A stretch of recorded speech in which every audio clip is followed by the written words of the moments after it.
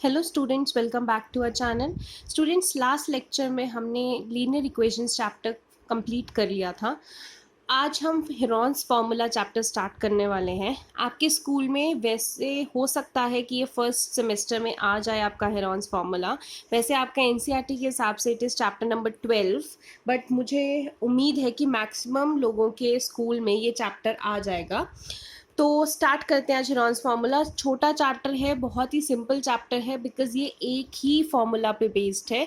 इसमें सिर्फ आपकी कैलकुलेशन गेम स्ट्रांग होनी चाहिए, अदरवाइज इस चैप्टर में आपको कोई प्रॉब्लम नहीं आएगी। तो जो हेरॉन्स फार्मूला है, बेसिकली हम ये क्यों करते हैं हेरॉन्स फार्मूला, जैसे हम ट्राइंगल बनाते हैं और हम एरिया ऑफ ट्राइंगल निकालते हैं। अगर मुझे ए बी सी ट्राइंगल का एरिया निकालना हो तो हमें पता है कि हम यहाँ पे ऑल्टीट्यूड बनाते हैं डी, और हमारे पास फॉर्मूला होता है half into base into altitude या half into base into height. ये हम निकालते हैं एरिया ऑफ ट्राइंगल, ठीक है। बट यही एरिया ऑफ ट्राइंगल अगर हम हिरॉन्स फार्मूला से निकालना चाहें, इसमें भी हम एरिया ऑफ ट्राइंगल निकालते हैं। हिरॉन्स फार्मूला क्या कहता है कि अगर आपको एरिया ऑफ ट्राइंगल निकालना है, फॉर एग्जांपल ये आपके पास ट्राइंगल है, तो ये साइड ए, ये साइड बी, ये साइड सी, मतलब ए बी सी क्या है, लेंथ है साइड्स की। मतलब ए बी साइड की लेंथ ए, बी सी साइड की लेंथ बी, ए सी साइड की लेंथ सी, ये लेंथ्स हैं। तो इसके पहले आपको सबसे पहले s निकालना पड़ेगा, that is a plus b plus c upon 2। s आपके पास क्या है, s is your semi perimeter, ठीक है। सेमी पेरीमीटर आपको निकालना पड़ेगा जो कि sum of all sides divide by 2 है। जब आपके पास s निकल आएगा तो area of triangle, Heron's formula क्या कहता है, under root s, s minus a, s minus b, s minus c, ये अंडर रूट में है।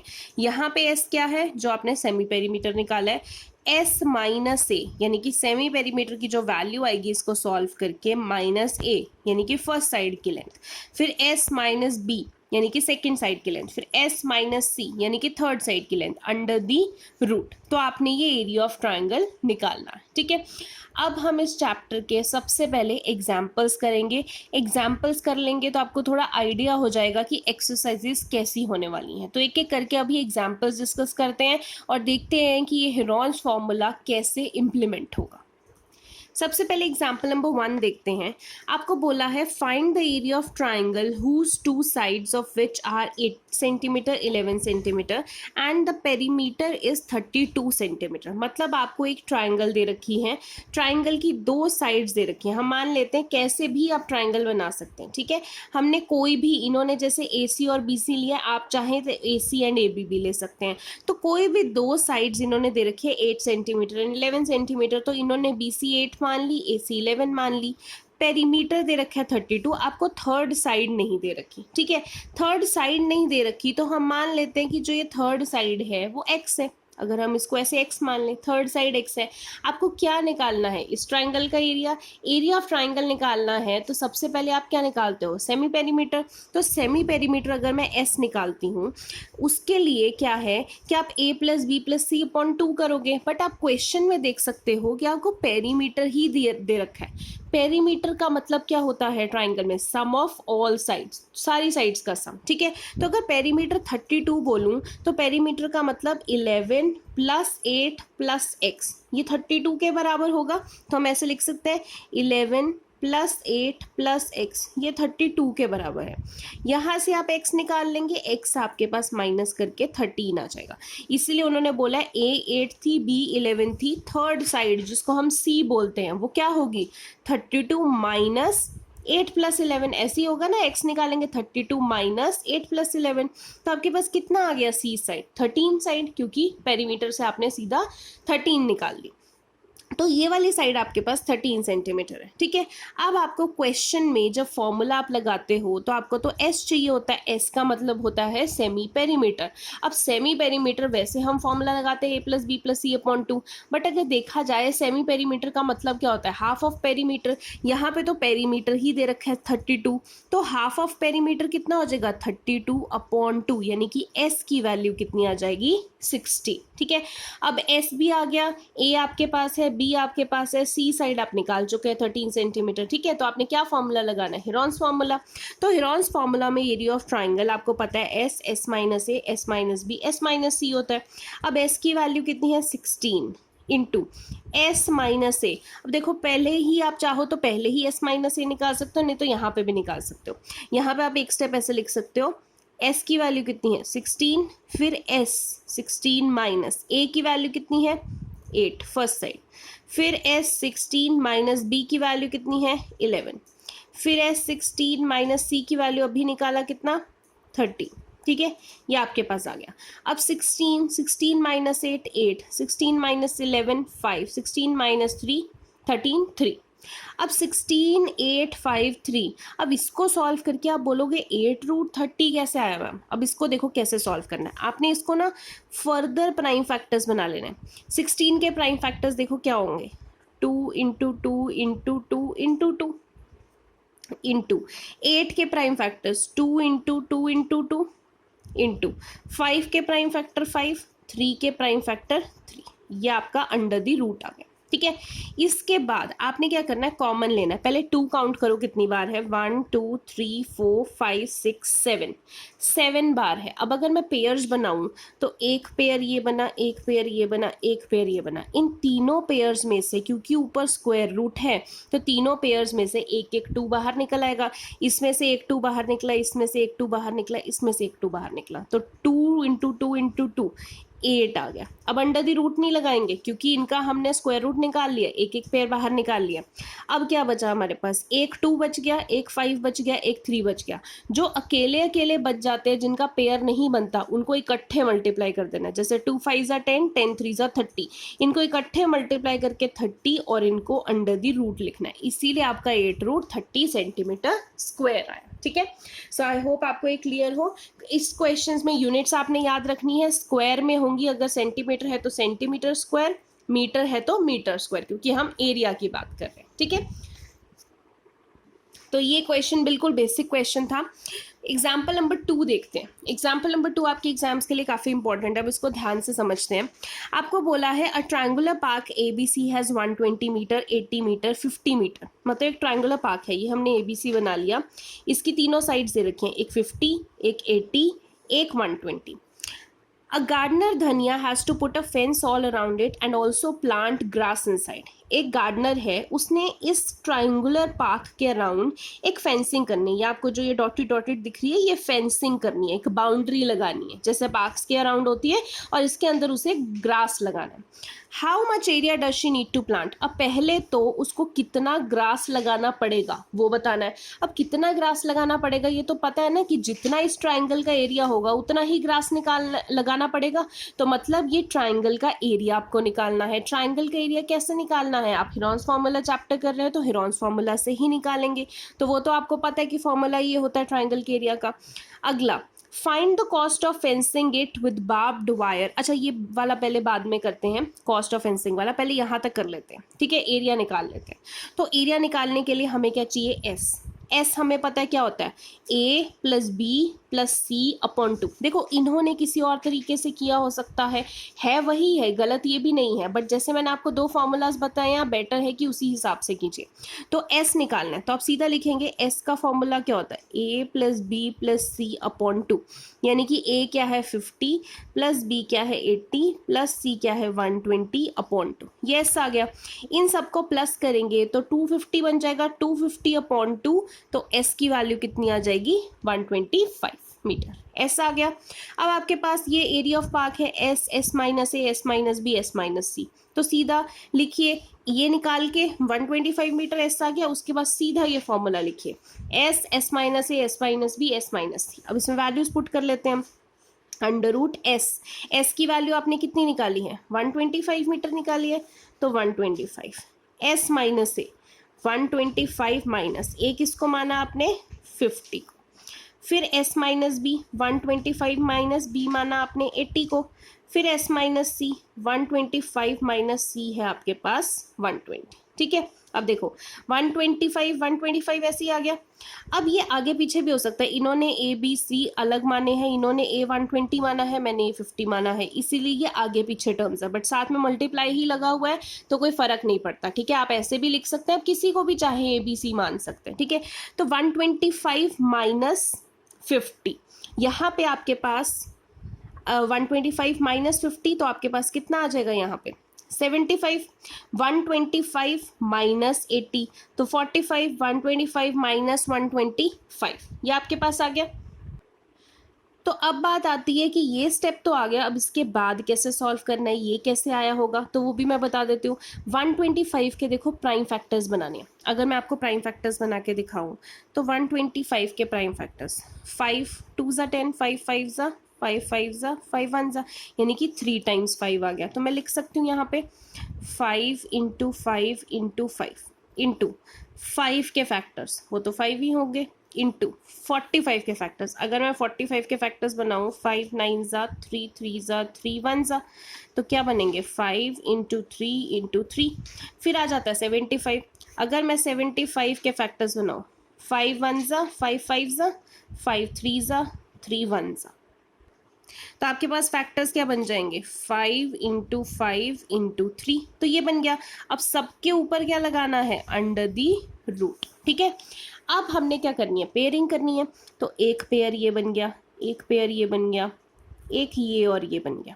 ठीक है, तो पहले 1 2 और इन दोनों में से एक और, 3 टाइम्स तो 5 बाहर निकल आएगा। ठीक है, अब देखो 3 3 का भी तो एक पेयर बन रहा है, तो इनमें से एक 3 निकल आएगा।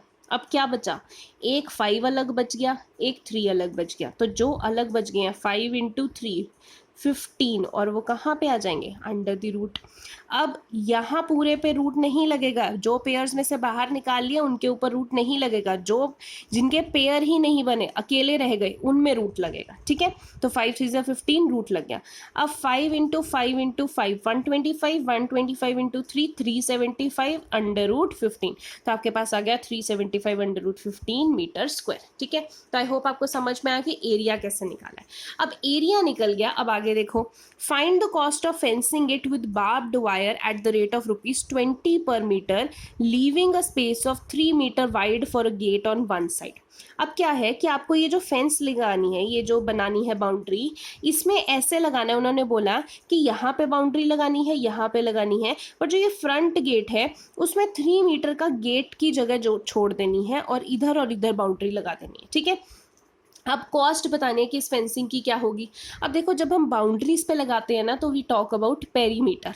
तो ये एक साइड हो गई फुल, ये एक साइड हो गई। ठीक है, और ये तीसरी साइड में से 3 मीटर तो चाहिए नहीं, मतलब टोटल अगर पूरे ट्राइंगल का पेरीमीटर में से ये 3 मीटर माइनस कर दें तो इतनी लेंथ हमें चाहिए फेंसिंग के लिए। तो टोटल पूरी ट्राइंगल का पेरीमीटर कितना है, a b plus b c plus c a कितना है 50 प्लस 80 प्लस 120 कितना है 250 मीटर। अब length of wire needed for fencing कितनी है, कितनी वायर चाहिए, पूरे के पूरे पेरीमीटर में से ये 3 मीटर का गेट छोड़ दो, तो 250 minus 3 metre because that is to be left for the gate, तो आपके पास 247 मीटर आपको लेंथ चाहिए फेंसिंग की। अब कॉस्ट निकालनी है, तो कॉस्ट कैसे बोलते हैं कि कितना पर मीटर है, 20 पर मीटर है, हमें कितनी चाहिए 247 मीटर्स, तो टोटल कॉस्ट ऑफ फेंसिंग कितनी होगी 247 इंटू ₹20, तो आपके पास 4940 रुपीज़ आपकी टोटल कॉस्ट आ जाएगी फेंसिंग की। ठीक है, तो यूनिट यहाँ पे याद रखना है कि ये रुपीज़ है, और ये वाली लेंथ पूछी हुई है इसलिए मीटर स्क्वायर नहीं होगा, मीटर्स होगा। यहाँ पे एरिया पूछा हुआ है इसलिए मीटर स्क्वायर है, तो यूनिट्स याद रखना है। इन क्वेश्चंस में या तो यूनिट्स के मार्क्स कटते हैं या फिर कैलकुलेशन के, यही है जो बच्चे लैक कर जाते हैं। ठीक है, तो ये काफ़ी इंपॉर्टेंट एग्जाम्पल है, आई होप आपको समझ में आया हो। अगला एग्जाम्पल करते हैं। एग्जाम्पल नंबर 3 देखिए, आपको बोला है side of a triangular plot are in the ratio of 3:5:7 and its perimeter is 300 metres, find its area. आपके पास एक ट्रायंगुलर प्लॉट है, ये रहा आपका ट्रायंगुलर प्लॉट, इसका जो साइड्स हैं वो दे नहीं रखी, आपको रेशो में दे रखी है। तो जब भी रेशो में दे रखी है तो आपने कर लेना है कि लेट द साइड्स बी, पहली साइड 3x, दूसरी 5x, तीसरी 7x। ठीक है, पेरीमीटर दे रखा है 300, पेरीमीटर मतलब सम ऑफ ऑल साइड्स, तो मतलब मतलब 3x plus 5x plus 7x का टोटल कितना है 300। इन सबको टोटल करेंगे तो 15x हो जाएगा इज इक्वल टू 300। x की वैल्यू क्या आ जाएगी 300 डिवाइडेड बाय 15 यानी कि x की वैल्यू 20। अब x की वैल्यू 20 आ गई तो हम साइड्स निकाल सकते हैं। अगर मुझे फर्स्ट साइड निकालनी हो 3x है यानी कि 3 इंटू 20, ये 5x है तो 5 इंटू 20, 7x है तो 7 इंटू 20 यानी कि फर्स्ट साइड क्या आ गई 3 into 20 60 metre, second 5 into 20 100 metre, third 7 into 20 140 metre. ये आपके पास साइड आ गई। अब जब तीनों साइड आ गई हैं तो आपको क्या निकालना है एरिया। एरिया निकालना तो सिंपल है, आपको पहले s निकालना होता है फिर एरिया ऑफ ट्राइंगल। अब s का फॉर्मूला क्या होता है a plus b plus c upon 2। ये तीनों साइड्स हैं, तीनों को प्लस करो अपॉन 2। इसको सॉल्व करके आपके पास 150 आ गया। फिर आपने फॉर्मूला क्या लगाना होता है s minus a, s minus b, s minus c। अब ये 150 आ गया, 150 माइनस 60 90, 150 माइनस 150, 150 माइनस 140 10। इसके बाद आपने क्या करना है प्राइम फैक्टर्स। तो इसके बाद प्राइम फैक्टर्स अगर आप बनाएंगे तो अंडर रूट 150 के फैक्टर्स देखो 3 इंटू 5 15, 15 इंटू 10 150 हो जाएगा। तो 10 के फैक्टर्स क्या बनेंगे 2 इंटू 5। अब ये चाहें आप डायरेक्टली वो प्राइम फैक्टर्स रफ वर्क में निकाल के फिर करके देख लो, कोई ऐसा इशू नहीं है। इंटू 90, 90 के फैक्टर्स अगर मैं ब्रेक करूँ तो 10 9 सा 90। पहले तो 10 के फैक्टर्स क्या होंगे 2 इंटू 5, फिर 9 के फैक्टर्स 3 इंटू 3। 50, 50 के फैक्टर्स क्या होंगे 5 इंटू 10, तो 5 के फैक्टर तो 5 होंगे, 10 के फैक्टर 2 इंटू 5 इंटू 10 के फैक्टर्स क्या हो जाएंगे 2 इंटू 5। अब आ गया पेयरिंग की बात, तो 3 कहाँ पे है एक यहाँ पे है एक यहाँ पे है, तो इन दोनों 3 में से एक 3 बाहर निकल गया। 5 कहाँ पे है 1 2 3 4 5 6, 6 5 है मतलब पेयर तो बन जाएंगे, तो 6 में से आधे 3 5 बाहर निकल आएंगे, तो 3 5 बाहर निकाल देने। 2 बच गया 1 2 3 4, 4 2s हैं तो 4 के हाफ 2, तो 2 2 बाहर निकल जाएंगे। अब देखो 3 और भी बचा है ना, ये अकेला 3 बच गया क्योंकि इन दोनों 3 में से तो हमने एक 3 बाहर ले लिया था, ये अकेला बच गया, तो अकेला बच गया तो उसको अंडर रूट 3। अब देखो ये 125 बन गया 5 का क्यूब इंटू 4 इंटू 3, तो दिस इज 1500 रूट 3। तो ये आपके पास 1500 रूट 3 मीटर स्क्वायर आ गई। यही आपने एरिया निकालना था, ठीक है। तो बहुत ही आसान क्वेश्चन है ये। अब नेक्स्ट एक्सरसाइज 12.1 में जो क्वेश्चन आप कर सकते हो वो मैं आपको होमवर्क के लिए दे रही हूँ। आपने क्वेश्चन होमवर्क के लिए कौन सा करना है देखो, एक तो क्वेश्चन नंबर 5 करना है आपने, sides of the triangle are in the ratio and perimeter is this.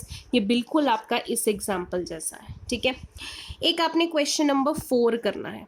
Question number 4 आपका एग्जाम्पल नंबर 1 जैसा है, दो साइड्स दे रखी हैं, पेरीमीटर 42 है। आपने पहले थर्ड साइड निकालनी है। थर्ड साइड कैसे निकालते हैं 18 प्लस 10 प्लस थर्ड साइड जो c है इज इक्वल टू 42। बिल्कुल इस तरीके से जैसे हमने ये वाला किया था, थर्ड साइड निकाली थी, थर्ड साइड निकाल दी, फिर एरिया निकालना है, एरिया के लिए s चाहिए तो s निकाल दिया, तीनों साइड को प्लस करो डिवाइड बाय 2 कर दो। सेम ऐसे ही करना है, उसके बाद एरिया निकालना है तो s minus a s minus b s minus c, ठीक है, ये आपने निकालना है। फिर आपने 6th क्वेश्चन भी आप कर सकते हो, isosceles triangle has a perimeter 30 and each of the equal sides is 12। अब देखो एक ट्राइंगल है, मान लो ये आपकी ट्राइंगल है, आइसोसेलेस है, तो दो साइड्स तो बराबर है ना, उन्होंने बोला ईच ऑफ इक्वल साइड्स 12 है, मतलब ये भी 12 है ये भी 12 है। ये थर्ड नहीं पता, सी नहीं पता, तो सी रहने दो ना। आपको दिया भी हुआ है कि पेरीमीटर कितना है 30, तो वैसे ही बन गया आपका बिल्कुल कि 12 plus 12 plus c is equals to perimeter जो आपको दिया हुआ है 30, तो सी आपके पास आ जाएगा 30 माइनस 24, 12 प्लस 12 इधर आके माइनस हो जाएगा ना, 30 माइनस 24 6, सी 6 आ गया। अब तीनों साइड्स आते हो गई, 12 भी है 12 भी है, ये वाली साइड सी कितनी आ गई 6। इसका एरिया निकालना है, तो एरिया के लिए पहले एस का formula a plus b plus c upon 2, फिर under root s minus a s minus b s minus c, ये आपने निकाला है, ठीक है। तो ये आपका हो गया, ओके। ये क्वेश्चन सॉल्व करने में थोड़े से बड़े हैं, इसीलिए आज की जो लेक्चर है उसमें मैं 3 क्वेश्चन ये एंड 3 एग्जाम्पल्स ये यही आपको दे रही हूँ सॉल्व करने के लिए। प्लीज़ एग्जाम्पल्स को मैंने यहाँ पे समझा दिया है, बट जब आप सॉल्व करेंगे तो इसको बिना देखे सॉल्व कीजिए ताकि आपको प्रैक्टिस हो जाए ये कैलकुलेशंस करने की। कैलकुलेशन देखो मैंने दिखाई है, बिल्कुल ऐसे ही करनी है। बुक्स में आपको डायरेक्टली दिया हुआ है बट मैंने आपको दिखा दिया है, तो प्लीज़ कॉपी नहीं कीजिए, खुद करके देखिए। तो आज के लेक्चर में सिर्फ इतना ही, ये छोटा सा चैप्टर है। अगर आपको आज का लेक्चर समझ में आया है, बेसिक्स आपके क्लियर हो जाते हैं, तो आपको आगे भी कोई प्रॉब्लम नहीं होती। अगर आपके 4th, 5th, 6th क्वेश्चन में करने में कुछ प्रॉब्लम भी होती है तो प्लीज़ मुझे बता दीजिए, नेक्स्ट लेक्चर में मैं उसको सॉल्व कर दूंगी। सो आज के लिए इतना ही। Thank you so much.